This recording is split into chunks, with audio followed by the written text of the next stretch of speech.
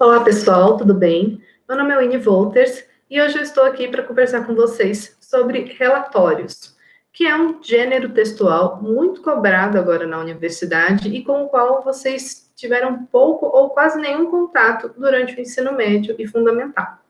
Então, para nós iniciarmos nossa aula, vamos ver os nossos objetivos de hoje. Primeiro, conhecer as situações de uso dos relatórios. Depois, compreender os diferentes tipos de relatório e a sua utilidade prática, porque o relatório, ele é basicamente um documento e ele vai servir tanto para você registrar algum procedimento para outros, quanto para você mesmo. Então, compreender as situações de uso do relatório é essencial para nós descobrirmos qual relatório utilizarmos. E, por último, aprender a estrutura básica para a preparação de relatórios. Aqui, como o nosso corpus é reduzido, nosso tempo também, nós vamos tratar de alguns tipos de relatório em especial. E para nós iniciarmos, então, a nossa aula, o que é um relatório? Primeiro, que a resposta mais óbvia, um relatório é um texto que relata, mas, para ser mais específica, um relatório é um texto que vai trazer o registro escrito de uma atividade prática. Isso quer dizer que ele vai tentar mimetizar atividades que nós realizamos, de forma a trazer isso o mais claro possível, com maior riqueza de detalhes, para alguém que não esteve conosco, não participou daquela situação. E qual é a necessidade? Para justificar uma tarefa, para documentar uma pesquisa, para comprovar etapas, né, de um processo que está sendo realizado, né, mas o relatório, em geral, ele nos serve como documento, e ele é muito útil em várias situações, tanto dentro do espaço acadêmico, como fora. Muitos de vocês, talvez, precisem utilizar relatórios para empresas para quais vocês forem trabalhar. Então, fiquem atentos, porque o uso da linguagem e da linguagem precisa, objetiva, clara, é essencial. Na sequência, então, a gente tem vários tipos de relatório, né? E isso quer dizer que a estrutura ou as estruturas de relatório que nós vamos ver na aula de hoje, ela está longe de significar a totalidade desses relatórios. Primeiro, como eu já comentei, depende do tipo de uso. Por exemplo, nós temos um relatório de gestão, temos lá uma empresa, um balanço daquele trimestre, e a empresa vai fazer um relatório de como foram as vendas, vou documentar saídas e entradas de caixa. Isso é um relatório. As atividades que aconteceram foram documentadas e esses dados vão ser registrados em forma de tabela, algumas descrições, que é completamente diferente de um relatório, por exemplo, de um inquérito policial. No inquérito policial, você tem lá o relato de uma determinada situação, de um determinado caso, e consta-se nos autos a descrição o mais minuciosa possível de uma situação. Então, ele é um relatório que traz um aspecto narrativo, em que tem a descrição de tempo, a passagem do tempo, ali contam-se os fatos, além do registro e exposição das cenas, que é completamente diferente de um relatório, por exemplo, de visita, que é um relatório costumeiro a ser cobrado de alunos depois que se realiza uma atividade de campo, por exemplo, em que o professor quer avaliar se aquela atividade foi aproveitada de forma didática, né? Foi um objeto de fato de estudo para os alunos, e ele quer observar se os alunos, primeiro, fizeram registros daquele momento e como eles relacionaram aquele evento ao conteúdo estudado nas aulas. Então, ali vai ter uma estrutura que vai se aproximar do trabalho científico, que tem a descrição do evento em si, mas tem o foco acadêmico, que é vocês trazerem a relação entre os textos teóricos, conhecimentos discutidos em sala, com as experiências analisadas naquele evento específico da visita.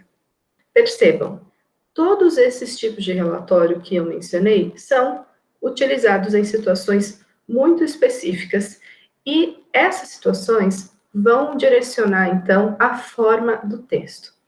Tem algumas situações protocolares, por exemplo, o relatório de inquérito, como eu falei para vocês, ele tem uma estrutura muito específica e consta daquela situação de uso.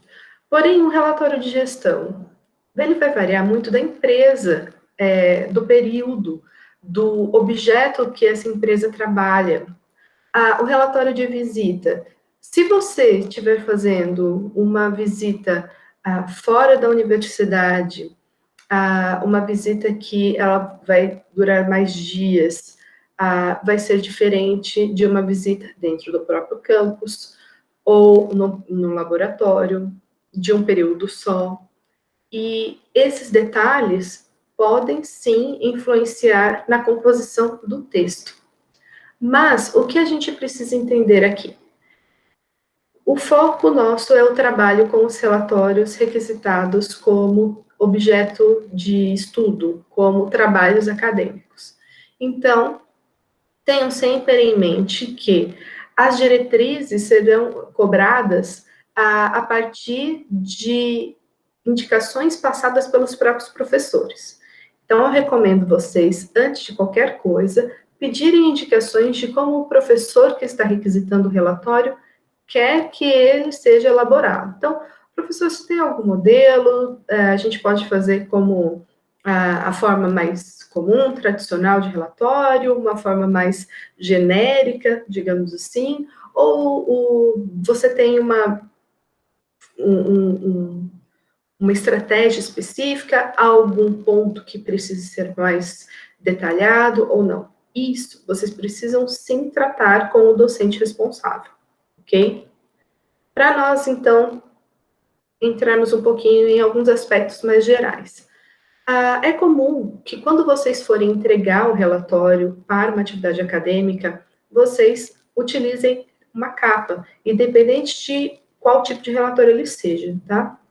Esse modelo de capa, como nós podemos ver aqui no slide, eu coloquei a faculdade, esses aqui são símbolos da Unemat, né, são um padrão geral.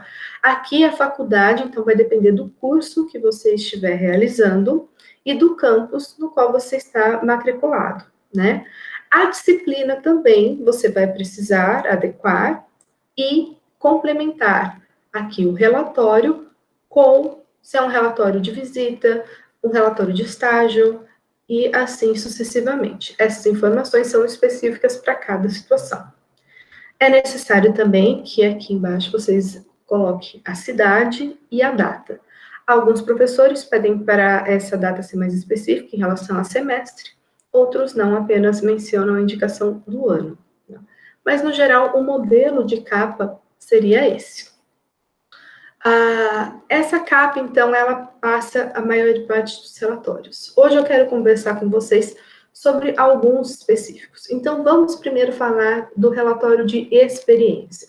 Por que eu selecionei esse relatório para a gente iniciar a conversa? Porque essas aulas são propostas inicialmente para os alunos que estão cursando o curso de Ciências Biológicas. E o relatório de experiência, ele é um que vai ser requisitado em vários momentos, principalmente porque faz parte das etapas de análise de procedimentos vocês fazerem esse tipo de registro. Então, basicamente, as estruturas gerais de um relatório de experiência pedem essa estrutura pré-textual da capa, que eu acabei de mencionar para vocês, e a parte textual. Então, a gente inicia com o cabeçalho, um título, e aí vocês vão ver se o título vai ser relatório de alguma coisa específica, então, relatório de experiência realizada, dependendo também do caso da disciplina e do professor, o nome dos autores, geralmente alinhado à esquerda, e a instituição acadêmica. Aqui, a gente mantém aquele padrão dos trabalhos acadêmicos comuns, né? Detalhes. Introdução. Na introdução, vocês vão apresentar o que será feito na experiência. Então, qual é a circunstância? Por que vocês estão fazendo essa experiência? Onde ela está sendo realizada? Quais os procedimentos? Uma apresentação mesmo para o leitor. Por quê? A ideia de um relatório de experiência é que aquele que esteja lendo consiga, com as informações que estão disponibilizadas no seu texto, reproduzir essa experiência exatamente como ela está descrita, sem requisitar, consultar qualquer outro material. Por isso, ele tem que ser rico no número de detalhes. E esses detalhes não podem ser informações jogadas sem organização. Eles precisam ser muito bem distribuídos. Por isso, essa introdução clara, contextualizando o leitor da situação, da experiência, condições nas quais ele precisa ter, quem for realizar eventualmente aquela experiência, precisa estar atento. Os procedimentos experimentais. Aqui também é necessário muita perspicácia, por quê? Primeiramente, a ideia de indicar os materiais utilizados. Prestem atenção para descrever, preferencialmente, todos os materiais que serão utilizados na experiência, logo no início. Isso porque, às vezes, você coloca os materiais de um primeiro procedimento e vai descrevendo a experiência e esquece que lá no final você precisou de outros materiais para fazer uma outra situação e o seu leitor se vê perdido. Então, essa relação entre a separação de apresentação dos materiais para depois realização das etapas é como se fosse próximo de uma receita de bolo. Lembrem-se, primeiro a gente apresenta os ingredientes e depois o modo de preparo. Na questão da estrutura do relatório de experiência, será bem semelhante.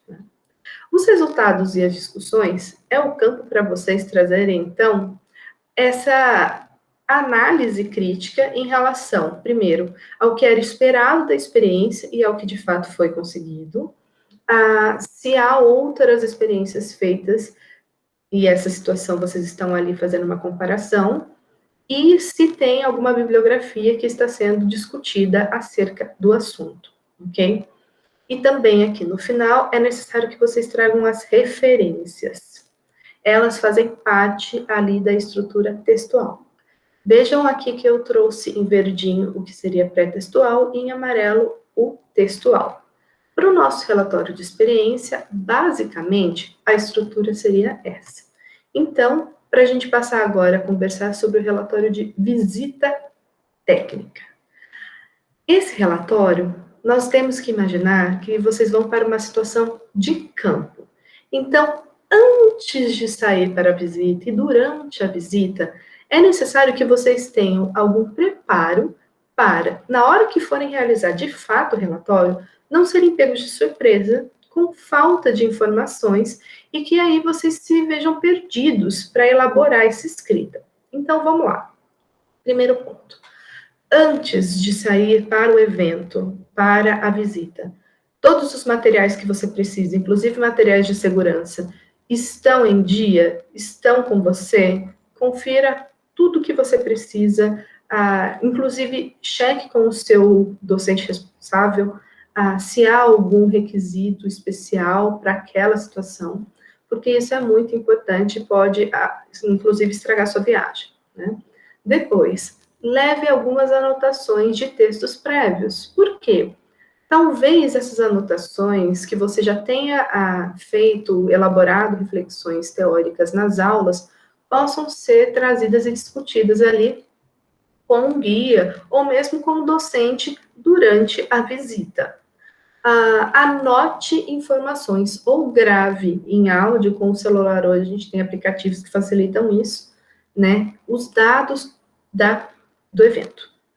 Isso é muito útil, principalmente porque em visitas que vocês precisam, em relatórios, que vocês precisam trazer dados, imagens, tabelas, sem essas anotações, é praticamente impossível fazer um relatório satisfatório. Mas, Se não há atenção devida no momento da visita e antes mesmo, uma preparação necessária, porque não adianta nada você ter o aplicativo no celular, sendo que você não tem memória. Confira esses pequenos detalhes antes de ir para a visita de campo, para se certificar de que lá você consiga coletar o maior número de dados possíveis para elaborar de forma satisfatória esse relatório. E não só, a visita ela é uma oportunidade de aprendizagem. Se você está lá justamente para aprender, por que não fazer as anotações de forma responsável e completa? Depois, tirar dúvidas ali no local, com o guia. Não tenham vergonha de se expressar, de comentar, inclusive com colegas mesmo da turma. Às vezes, você tem um ponto de vista que pode ser... você acha que é uma banalidade, quando você comenta com um colega, despertou a curiosidade, e vocês percebem que é algo bacana. Isso é muito legal. E aproveitem muito os guias, as pessoas que trabalham no local, que fazem parte daquele ambiente, porque elas de fato têm informações que vocês só vão ter acesso naquele momento. E também, se vocês puderem conseguir o contato desses profissionais, conversem com ele para ver se eles têm disposição de atendê-los em outro momento, no futuro. Isso garante a vocês que, caso tenham alguma dúvida, depois de todas as anotações coletadas, se precisarem de um auxílio, e um auxílio, assim, pontual, porque aquelas pessoas já foram simpáticas por atenderem vocês naquele momento, né? Vocês podem entrar em contato com elas, mas isso em casos raros, para a gente não abusar da pessoa também. Fizeram isso, coletaram as informações, terminaram a visita, voltamos para casa e agora sim a gente vai elaborar o relatório. O relatório de visita técnica, percebam, agora a gente tem na estrutura um ponto pré-textual, textual e pós-textual. Isso porque esse relatório ele tende a aparecer ainda mais com os trabalhos acadêmicos que vocês viram lá nas primeiras aulas. A gente tem capa. Quando vocês acrescentam fotos, tabelas, isso precisa aparecer nas listas e sumário. A questão da apresentação textual também vai ser muito semelhante a um trabalho acadêmico. Então, na introdução, discorram sobre o local da visita, os objetivos de realizarem aquele evento e de como aquela situação foi importante para a aprendizagem de vocês. É legal também se vocês conseguirem fazer alguma relação, alguma ponte com uma teoria que vocês estão vendo em aula. Mas esse momento pode ser mais desenvolvido nos resultados e discussões, tá? Depois, nos materiais e métodos, aqui vocês podem e devem recorrer àquelas anotações, registros, gravações, fotos que vocês coletaram durante o evento, tá? E vocês descrevam, podem, para ajudar o professor ou o leitor do texto também fazer em ordem cronológica, aí vocês podem estabelecer um processo, como vocês vão apresentar esses dados. O interessante é apresentar de forma mais clara possível ao seu leitor conseguir restabelecer uma situação. Então, se você foi numa determinada fábrica, por exemplo, ele conseguir recuperar o processo que você observou. E nos resultados e discussões, para vocês aqui analisarem os conhecimentos adquiridos naquela situação relacionados com as situações de aprendizagem em sala de aula. Por quê? Nenhuma visita técnica é feita aleatoriamente. Sempre estão relacionadas com situações de aprendizagem teóricas discutidas em sala. Esse é o momento para vocês conseguirem, então, fazer essa ponte e mostrarem como vocês conseguiram observar esses conhecimentos teóricos, essas informações, na situação prática. Vocês terminam com conclusões, ponderações, mencionando como isso pôde adicionar na sua formação e referências. Nesse momento, você traz as indicações bibliográficas, referências já apresentadas pelos professores na aula e que, eventualmente, alguém na própria visita tenha indicado a vocês ou que vocês sentiram na necessidade de pesquisar, durante a realização do relatório. Os anexos pode ser uma necessidade ou não, de acordo com o que vocês coletaram na pesquisa, por exemplo, imagens, ou mesmo relatórios que vocês tenham, ou folders, materiais que vocês tenham coletado durante a visita, vocês podem também anexar a esse relatório, incorporando ali informações que podem ser úteis para o seu leitor depois verificar se de fato a sua apresentação, né, pode ser mais elucidada com essas informações. Passando agora, pessoal, para o relatório de palestra ou evento. Também escolhi esse tipo de relatório para a gente conversar, porque ele costuma ser cobrado, muitas vezes, para vocês justificarem, em horas de atividade, de um evento que vocês tenham assistido, tenham participado, e ele também tem uma estrutura basicamente, né, padrão. Vejam que aqui nós não temos mais aquela parte pós-textual. Em geral, é a capa comum, aquele modelo apresentado no início da nossa aula. A parte textual, nós temos um cabeçalho, e ele pode ser apresentado no formatinho de tabela, porque trazem aquelas informações básicas, que é o nome do aluno, turma, disciplina, professor, e as informações da situação que vocês vivenciaram. Se foi uma palestra ou um evento. Então, se for palestra, o nome da palestra, o nome do palestrante, dia, local, horário. Se foi evento, nome do evento, tema do evento, quais dias que ele ocorreu, onde ele ocorreu. Aqui, vocês também devem trazer um texto que tenha introdução, desenvolvimento e conclusão. Depois desse cabeçalho, apresenta-se, então, o contexto dessa palestra ou desse evento, apresente mesmo para o seu leitor qual foi a situação, quem estava ali apresentando, sobre o que era, e se aquele tema tinha alguma relação com a disciplina que vocês estavam vendo. Isso também pode aparecer na introdução. É interessante, principalmente se você está apresentando para uma disciplina em que vai ter uma compensação de carga horária. Depois do desenvolvimento, vocês vão aprofundar em alguns pontos trazidos pelo palestrante, ou vocês podem, no caso de eventos, discorrer mais sobre uma apresentação de uma palestra, ou mesmo, se vocês assistiram a comunicações orais, vocês podem também fazer uma síntese de algumas apresentações, mesas redondas também, vocês podem trazer, sempre indicando o nome dos palestrantes, o tema dessas palestras, enfim.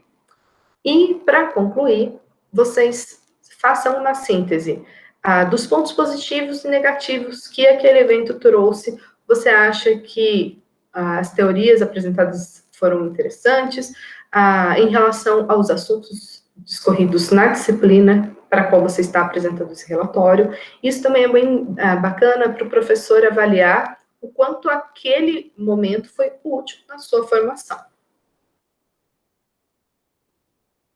Pessoal, por último, eu trouxe aqui só uma apresentação, novamente, eu trouxe direto das normas da BNT, da relação do relatório técnico-científico. Eu não vou discorrer especificamente sobre ele, porque ele traz normas muito específicas e ele é um modelo que vai ser cobrado em algumas situações muito também específicas da graduação. Mas, basicamente, ele é um trabalho, ele tem normas próprias, a ABNT tem, inclusive, uma normativa específica para relatórios técnico-científicos. Esses relatórios, eles precisam, então, levar a questão pré-textual, além da capa da lombada, os elementos como folha de rosto, errata, como se fosse um trabalho de monografia mesmo. Resumo, as listas e o sumário. Aí depois vocês têm os elementos como introdução, desenvolvimento e considerações finais, um pouco semelhantes ao relatório de visita técnica, e os elementos pós-textuais. Aqui, de novo, a gente volta às semelhanças ao trabalho acadêmico que vocês viram já no início, em aulas passadas. Para nós fecharmos, então, os conteúdos da aula de hoje, pessoal, eu sei que há outros tipos de relatório, por exemplo, relatório de estágio. Esse, como é um relatório mais específico, a gente não vai tratar aqui. Os cursos costumam ter, às vezes, formulários prontos já desses relatórios para vocês preencherem. Então, o campo dos relatórios é um campo muito vasto, mas em síntese, o que eu queria passar para vocês para a aula de hoje? O relatório é um registro escrito de uma atividade prática. Por isso, ele é essencialmente descritivo e analítico. Ele traz a reflexão de uma vivência que vocês tiveram relacionada a uma situação acadêmica, tá? Então, é interessante que vocês tenham precisão da linguagem, que vocês se atentem à questão cronológica dos eventos. Isso facilita muito a compreensão do leitor, quando vocês apresentam na ordem que eles aconteceram, sem ficar indo e voltando, e que ele seja apresentado também sempre relacionado a um ponto, a um tópico meio que central, que de preferência tem a ver com a disciplina para a qual você está apresentando o relatório. Ok? Nos vemos para uma próxima conversa. Até logo!